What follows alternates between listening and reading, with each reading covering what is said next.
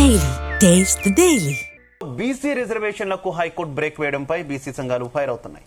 ఇక స్థానిక సంస్థల ఎన్నికలు వాయిదా పడ్డాయి. దీనికి సంబంధించిన డీటెయిల్స్ చూద్దాం.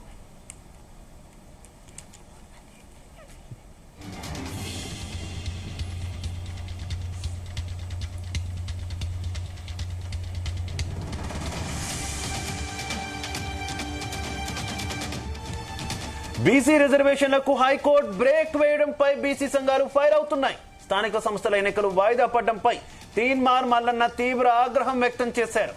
బలహీనమైన జీవోతో బీసీలను రేవంత్ రెడ్డి ప్రభుత్వం మోసం చేసిందని ఆరోపించారు. రేపు తెలంగాణ బంద్కు తెలంగాణ రాజ్యాధికార పార్టీ పిలుపు ఇస్తున్నట్లు ప్రకటించారు. సీఎం దిష్టిబొమ్మలను దగ్ధం చేయాలని ఆదేశించారు.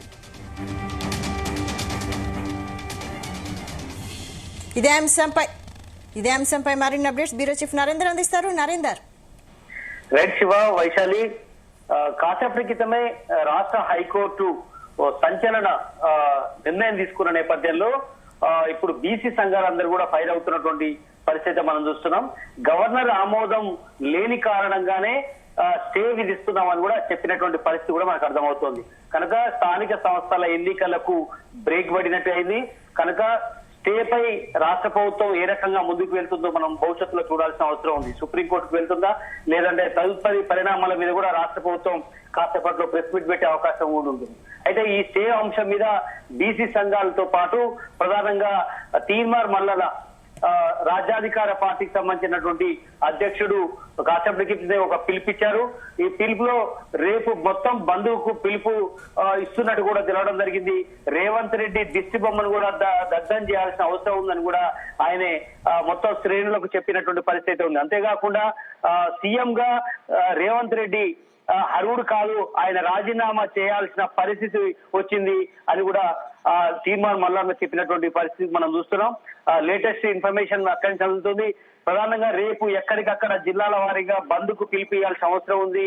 ఖచ్చితంగా రాష్ట్ర ప్రభుత్వం అవలంబిస్తున్నటువంటి విధానాలు, కామారెడ్డి డిక్లరేషన్ లో ఆయన చెప్పినటువంటి మాటలు, కాంగ్రెస్ పార్టీ చెప్పినటువంటి మాటలన్నీ కూడా శుద్ధ తప్పని తేలిపోయింది. ఇది పూర్తిగా బీసీ బడుగు బలిగిన వర్గాలను మోసం చేసినటువంటి పార్టీగా కాంగ్రెస్ పార్టీ నిలుస్తుందని కూడా తీర్మానం మల్లన్న తన ప్రకటనలో వెల్లడించినటువంటి పరిస్థితి ఉంది. బట్ ఏదైనప్పటికీ కూడా ఈ రోజు హైకోర్టు నిన్న ఇవాళ జరిగినటువంటి ఏదైతే వాదనలు ప్రతివాదనలు అనంతరం జరిగినటువంటి ఫైనల్ గా స్టే విధించినటువంటి నేపథ్యాన్ని మనం చూసాం. మొత్తం బీసీ సంఘాలన్నీ కూడా తీర్మానం మల్లన్నతో పాటు తీర్మానం మల్లన్న కూడా ఇంప్లీడ్ అయ్యాడు. అదేవిధంగా జాజిర శ్రీనివాస్ గౌడ్ కావచ్చు, ఆర్ కృష్ణయ్య కావచ్చు, చాలా మంది బీసీ ఇంటెలెక్చువల్స్ కావచ్చు మనం చూసాం. వాస్తవానికి మాధవరెడ్డి ఎప్పుడైతే 42% రిజర్వేషన్ సంబంధించినటువంటి స్థానిక సంస్థల కోటాకు వ్యతిరేకంగా ఆయన పిటిషన్ వేశారో దానికి వ్యతిరేకిస్తూ దీనికి 42% కావాల్సిన అవసరం ఉందని కూడా ప్రభుత్వానికి మద్దతుగా వీళ్ళు వేసినటువంటి పరిస్థితి కూడా మనం చూసాం. ఈ మొత్తం కూడా 2 రోజుల నుంచి రాష్ట్ర వ్యాప్తంగా ఉత్కంఠతో ఎదురు చూసినటువంటి నేపథ్యంలో ఈ రోజు హైకోర్టు ఇచ్చినటువంటి నేపథ్యంలో బీసీ సంఘాలు అయితే ఫైర్ అవుతున్నాయి. రాజ్యాధికార పార్టీకి సంబంధించినటువంటి అధ్యక్షుడు తీర్మానం మల్లన్న ఈ కీలక నిర్ణయం అయితే తీసుకున్నారు. ఇది ఖచ్చితంగా ముందు నుంచి ఊహించినటువంటి పరిణామమే. ఖచ్చితంగా రేవంత్ రెడ్డి ఇదంతా కుట్ర చేసే ఈ రకంగా చేయించాడన్నటువంటి ఆరోపణను ఆయన మొదటి నుంచి చెప్తూ వస్తున్నాడు. కనుక నేను ఇంప్లీడ్ అయ్యాను కనుక ఇది ఖచ్చితంగా ప్రభుత్వం ఈ ఊహించినట్టుగానే ఇదంతా చేస్తూ వచ్చింది. 42% ఇచ్చే పరిస్థితి లేదు.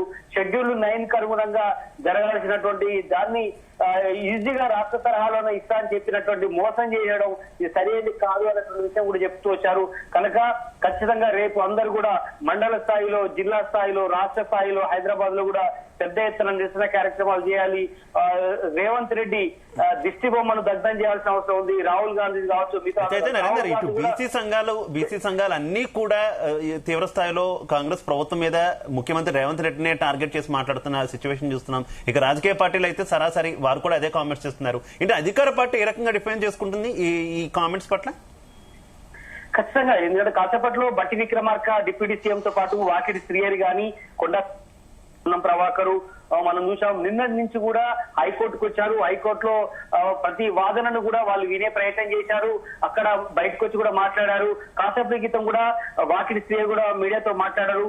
బీసీ రిజర్వేషన్లకు ఎవరు అడ్డుపడుతున్నారో యావత్ తెలంగాణ అందరూ కూడా తెలిసిపోయింది. బీసీలకు రిజర్వేషన్ అమలు కాకుండా నోటికాడ ముద్దలు లాక్కునేటువంటి ప్రయత్నం జరుగుతోంది అనేటువంటి ఆరోపణని ఆయన చేస్తూ వచ్చారు. కనుక ఎంపారికల్ డేటా ఉన్న స్టే విధించి బీసీల నోటికాడ ముద్దలాగే ప్రయత్నం చేయడం శోచనీయం. ఇది ఖచ్చితంగా బీజేపీ కుట్రలో భాగంగా అనేటువంటి ప్రయత్నం చేశారు. ఎందుకంటే గవర్నర్ ఆమోదం లేకుండా అనేటువంటి పరిస్థితి చెప్పిందంటే గవర్నర్ ఎవరు, బీజేపీకి సంబంధించినటువంటి వ్యక్తి అనేటువంటి ఆరోపణని కాంగ్రెస్ పార్టీ ఇప్పుడు ఆరోపణ చేస్తుంది. కొంతమంది బీసీ సంఘాల వాళ్ళు కూడా ముఖ్యంగా గవర్నర్ తీరును కూడా ఎండగడుతున్నటువంటి పరిస్థితి అయితే ఉంది. ఎట్టి పరిస్థితుల్లో 42% రిజర్వేషన్ ని ఇచ్చి తీరుతాము, ప్రభుత్వం మాట ఇచ్చింది, ఆ మాటకు ఎంతవరకైనా పోరాడతాం అన్నటువంటి విషయాన్ని మంత్రులు ఒక్కొక్కరిగా మాట్లాడుతున్నటువంటి పరిస్థితి అయితే ఉంది. బట్ చూడాలి, దీని మీద కాసేపట్లో మంత్రులు ఒక ప్రకటన చేస్తారు. సుప్రీంకోర్టుకు వెళ్లే అవకాశం మీద కానీ లేదంటే ఇంకేమైనా మార్గాన్ని గురించి ఆలోచించిన విషయంలో ప్రభుత్వం ఎట్లా వెళ్తుందనే విషయం కూడా చెప్తారు. కానీ ఏదైనప్పుడు కూడా నమ్మించి మోసం చేసింది ఈ ప్రభుత్వం అని బీసీ సంఘాలు అయితే ప్రధానంగా ఆరోపణ చేస్తున్నాయి. ఖచ్చితంగా తీర్మానం మళ్ళీ దీని మీదనే ఈ మధ్య కాలంలో ఆయన పార్టీ పెట్టారు.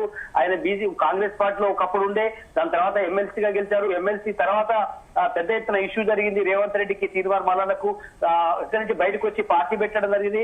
ఆ పార్టీ పెట్టినప్పటి నుంచి కూడా చాలా అగ్రెసివ్ గా రాష్ట్ర ప్రభుత్వం మీద ఎండగడుతున్నటువంటి పరిస్థితి మనం చూస్తున్నాం. Shiva. Right, okay, thank you Narendra.